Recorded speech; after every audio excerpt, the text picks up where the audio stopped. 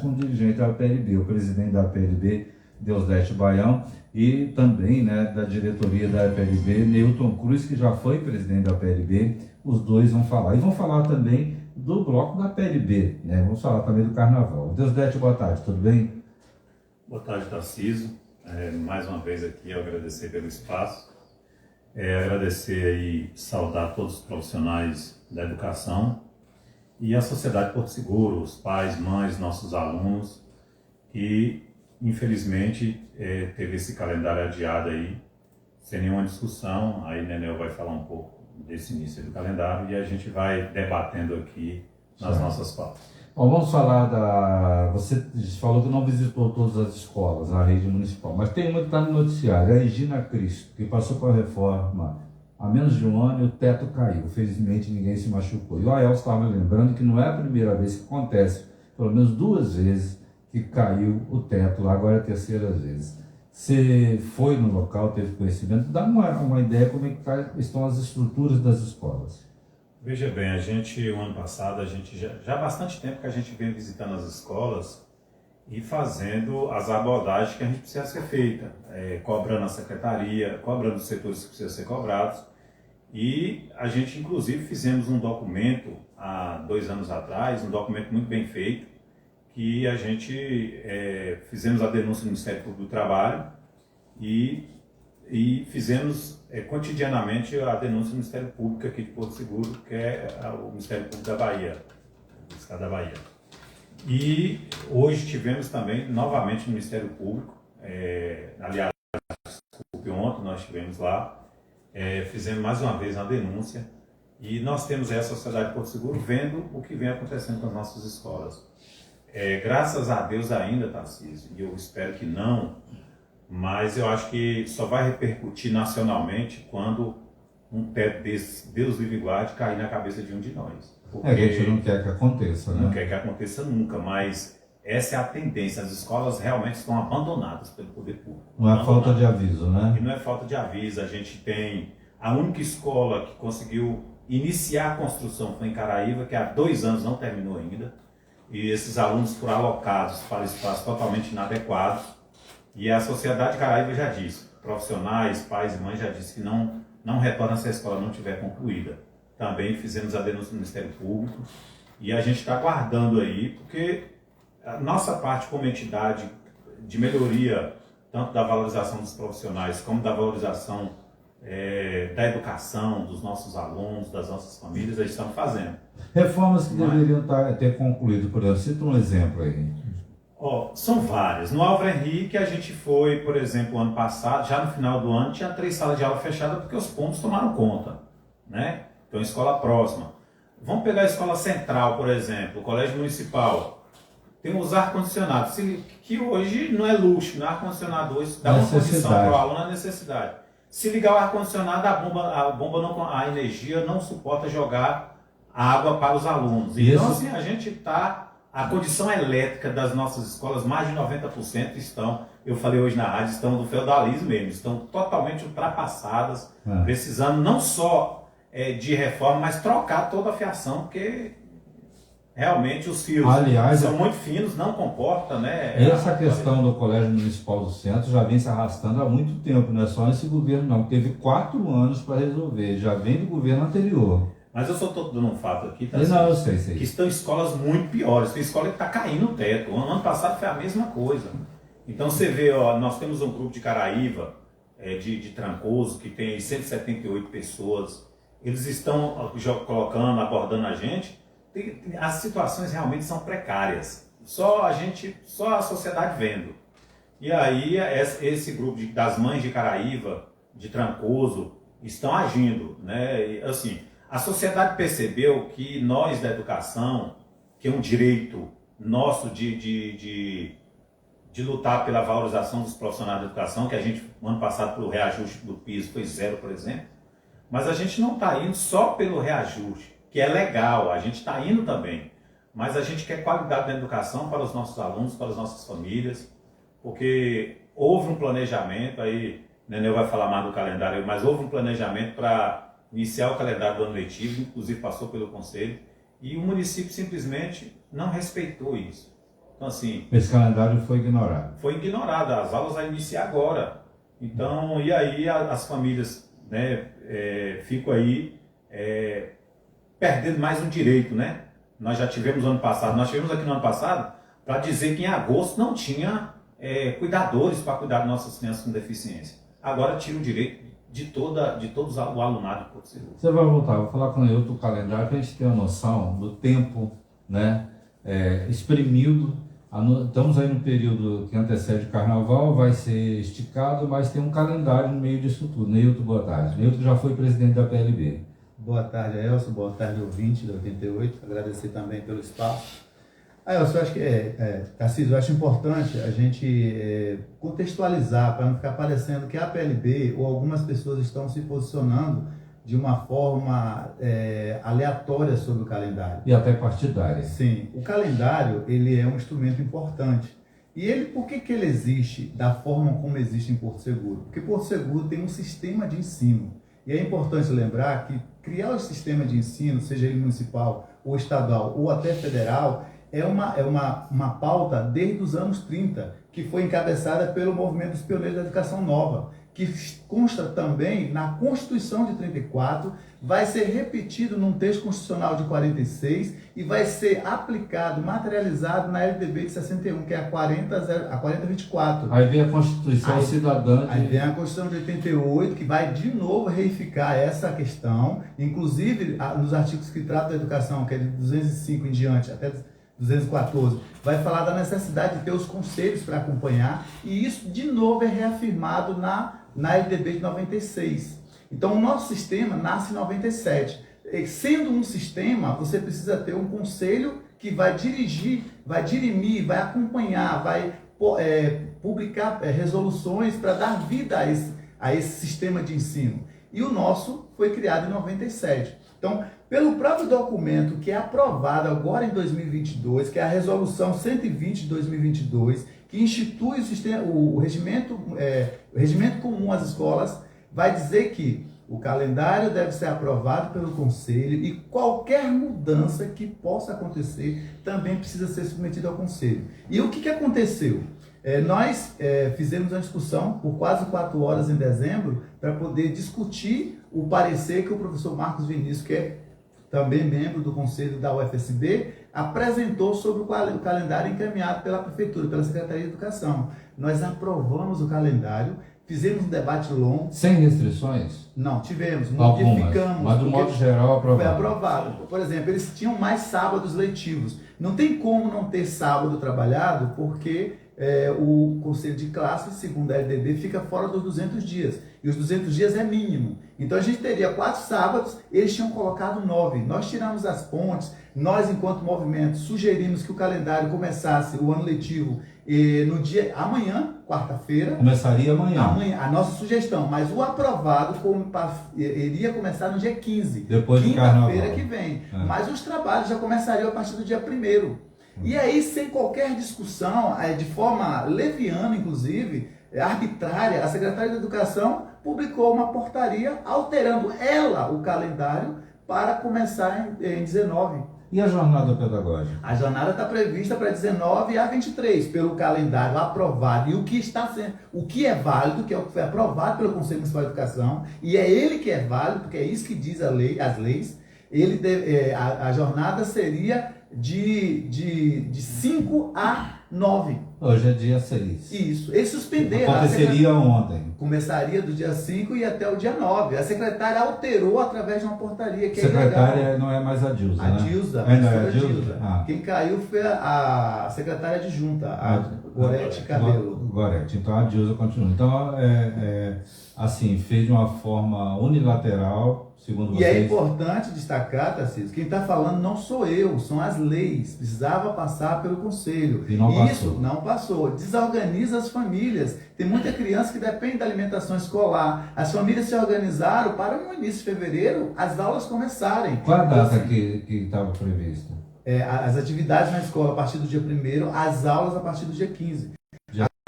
Agora ficou para as aulas começarem no dia 26. Porque o prefeito resolveu fazer um carnaval prolongado até o dia 20 ou 22, né? E aí só dia 26. Só dia 26. Isso é uma relação que era uma cultura antiga, de não ter contratação em fevereiro. É uma espécie de economizar dinheiro. Aí empurra 10 sábados letivos, todos nós sabemos que os sábados não funcionam. Agora, isso lá na frente vai ter um preço. Sim, tem a ver com o IDEB e a cobrança insistentemente do IDEB. E qual tem sido o trabalho da própria Secretaria de Educação para contribuir para que esse IDEB seja diferente? O IDEB não é só a ação docente. Que é o Índice de Desenvolvimento da Educação Básica, que o governo, né, faz um parâmetro para envio de recursos. E não é só, por exemplo, assim, se você tem aula no sábado e as crianças não vão, são 10 dias do calendário a menos para um grupo considerável de crianças. Isso é aprendizagem a menos. Se você tem uma escola que é muito quente e as crianças transpiram o tempo todo, isso também influencia no IDEB, porque a disposição para aprender vai ser menor do que no ambiente desejável. Insalubre. Como disse o Deusdete, na Escola Municipal do Centro não tem um ar condicionado que não é luxo, que não funciona. E a gente pode até fazer um debate para entender o que é IDEB, porque a narrativa da Secretaria de Educação é que o IDEB é fruto apenas e exclusivamente da proposta da atividade, da ação pedagógica, e não é. Se você não tem transporte escolar para levar as crianças e elas ficam 10 ou 5 ou 4 dias sem irem, isso interfere no IDEB. Se você não tem alimentação, interfere no IDEB. Se você não tem um livro didático, qualquer material que possa ser utilizado, ou se você suspende a aula por falta de merenda, por falta de água, tudo isso vai... Até falta de energia na escola. Sim. Não ter formação de profissionais permanentemente, uma política permanente de formação, interfere no IDEB. Agora, você falou que é recomendado 200 dias de mínimo. Vai dar para cumprir esse mínimo diante disso? Contando os sábados, que são 10. Contando os sábados, que são 10, que aí a gente já vai. Por exemplo, o ano passado, que eu estava na escola, eu fiz os percentuais. Estava dando, em média, mesmo andando nos grupos, incentivando as famílias, em média, 30% das turmas. 30%? Porque as famílias já se organizaram para outra coisa. Sábado tem a catequese, sábado tem o passeio, sábado é o dia que vai limpar a casa, sábado é o dia que alguém vai cuidar dos outros irmãos. Então tem uma lógica na sociedade das famílias que usam esse sábado para isso. Então você tem uma baixa procura da escola. E daí a gente tem uma interferência, inclusive, no direito, que é um direito fundamental. A gente entra na outra questão também da evasão escolar, né? Sim, sim. E tem mais, assim, esse tempo prolongado, por exemplo, para as creches, as mães que precisariam ter seus filhos, guardar, a escola ainda é um lugar seguro, que as famílias confiam. Então, assim, isso tem uma interferência direta na organização da sociedade. Foi assim, e da forma, sem nenhum argumento. Porque a escola não é só do muro para dentro, né, gente? Sim. Não é? Sim. Agora, Deusdete, você falou da denúncia ao Ministério Público. Qual foi o teor que vocês colocaram lá? Você falou, por exemplo, da insalubridade, falou de obras que não foram concluídas, mas assim... A gente tem vários, Tarcísio. Eu acho que assim, a gente focou na questão da qualidade da escola.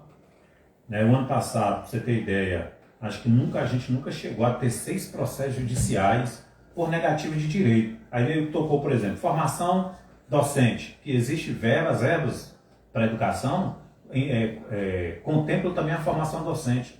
Pela primeira vez, que nunca tinha acontecido desde a aprovação do Plano de Carreira em 2012, tinha negado a licença para estudo. Então só foram apenas 3 e uma só foi um adiamento da licença. Então, pela primeira vez, o governo nega a licença para capacitar os nossos profissionais. E lembrando que a gente, por exemplo, mestrado, a gente tem aí, não tem 4% de mestres, pode ser 4%, no máximo 5% de mestres, e eles falam, o município tem tanto mestre e a qualidade não aumenta, ou seja, 3%, 4% de mais de 1.000 professores, então não existe isso. Tem uma pergunta aqui de um professor, se isso tudo está acontecendo, vai para os dois, se é falta de dinheiro ou falta de gestão? Tarcísio, falta de dinheiro não é. Eu vou te dizer o porquê. Aí vamos pegar a Sociedade Porto Seguro que está nos ouvindo agora. De 800 milhões arrecadados no município de Porto Seguro, 25% mínimos precisa ser investido em educação. Aí eu vou te fazer uma pergunta bem sincera. 25% de 800 milhões dá 200 milhões. Você acha que o município, no ano passado, investiu 200 milhões em educação? Eu espero que sim, mas não. Precisa provar. Porque, na nossa cabeça, acho que não investiu 25% desse valor. Não provaram para vocês, não. Dirigentes? Não conseguiu provar. Outra coisa, Para esse ano, a previsão é de mais de 25 milhões de aumento nas verbas do Fundeb, que é valorização, é investimento na educação. Então eu quero ver qual é a desculpa esse ano para não valorizar os profissionais da educação. Então a gente tem um grupo de apoio com a reclasse inflacionário e tem o PIS nacional, que já foi negado para a gente no ano passado de 14,95. Esse ano foi apenas 3,6. Eu quero ver qual é a desculpa desse ano de dizer que não vai pagar tanto o PIS do ano passado como o PIS. São mais de 25 milhões. Então saiu de 186 milhões do ano passado, 2022, para agora 312 milhões. 200, não é 300. Desculpa. Pouco mais de 200 milhões. 212 milhões.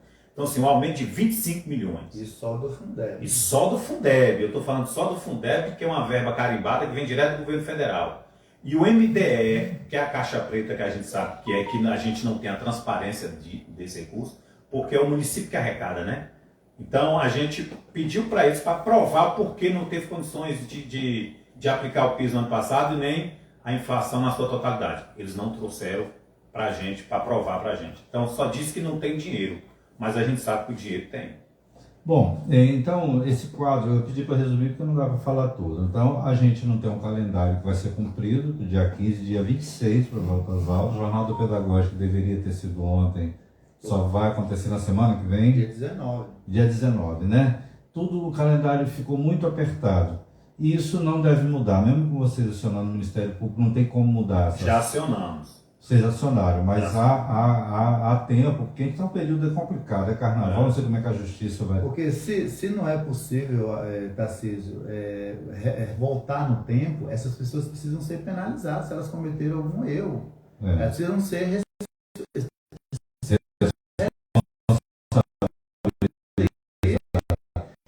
porque assim, quando Deus Dete fala que a gente acredita que tenha recurso, a gente acredita baseado nos números, mas sobretudo na ausência de um diálogo. A gente não consegue dialogar com a gestão.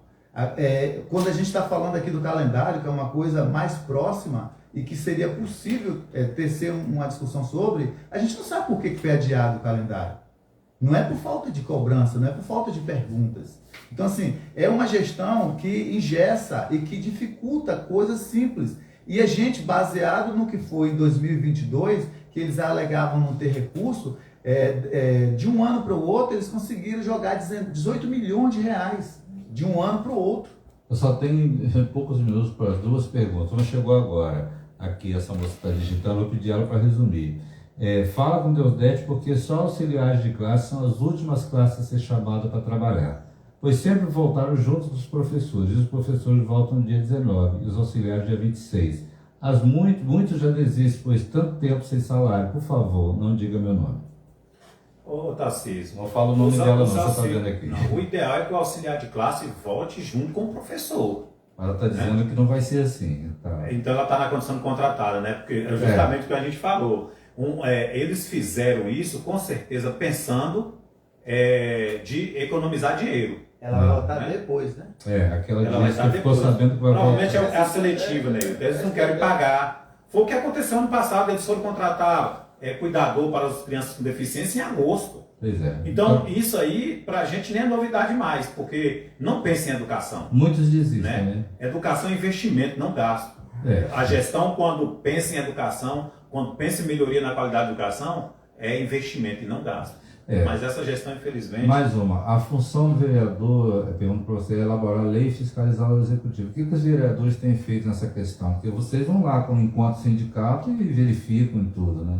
Quem quer falar? A gente acaba, Tarcísio, já historicamente, né? Eu acho que você acompanha a gente há muito tempo, a gente tem feito esse duplo papel de lutar pelos direitos da classe e, ao mesmo tempo, fazer o papel de fiscalizador ou o papel da Câmara, né? Atualmente, nós temos o Vinícius, que tem feito um acompanhamento, algumas cobranças, e o vereador Bolinha, mas é numa Câmara de 17 pessoas. E até as pautas que chegam lá, elas são muito fáceis de serem aprovadas, tendo em vista essa organização, né, nesse formato.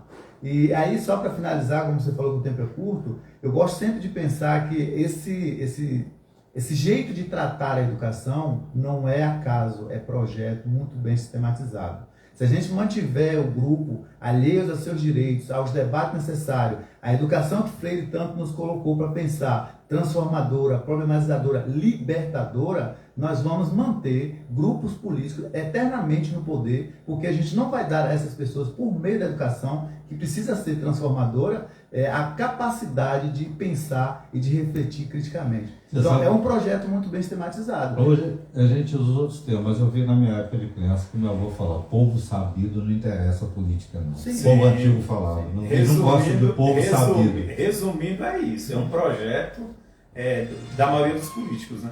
Tá bom, obrigado pela presença de vocês. Eu sei que vocês falariam aqui, assim, meu Deus, não posso esquecer o bloco APLB. Vamos falar de coisa boa agora. Quem quer Fala falar? aí, Nenel. Então, a APL Bloco vai sair no sábado, com a Charanga Pacatá, que já é marca registrada com a gente, com o Paulinho Alcântara puxando, que é um animador muito legal, já fez um trabalho com a gente muito interessante, ele é muito bom. E sábado, concentração às 18 horas, ali em frente ao Antigo Brasileirinho, perto do Centro de Cultura, com saída às 19. E não dá para esquecer que nós criamos um outro bloco na Rua da Linha, chamado Lica Bloco. É uma homenagem a um senhor que tem lá, que é dono de uma venda muito antigo, muito conhecido, Licanô. Nós criamos o ano passado, com a expectativa, Lica Bloco. Lica Bloco. Não tem corda, não tem abadá, quem quiser vá com a sua fantasia. Nós achávamos que iam aparecer lá umas 50 pessoas, foram mais de 200. Então é muito provável que esse ano a gente tenha um número ainda muito maior. Sai que dia? No domingo, dia 11,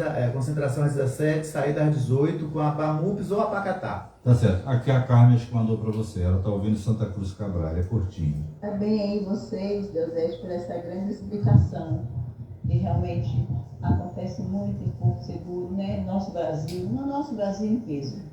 A Carmen, não sei se ela é professora, mas Deus parabéns para você. Obrigado.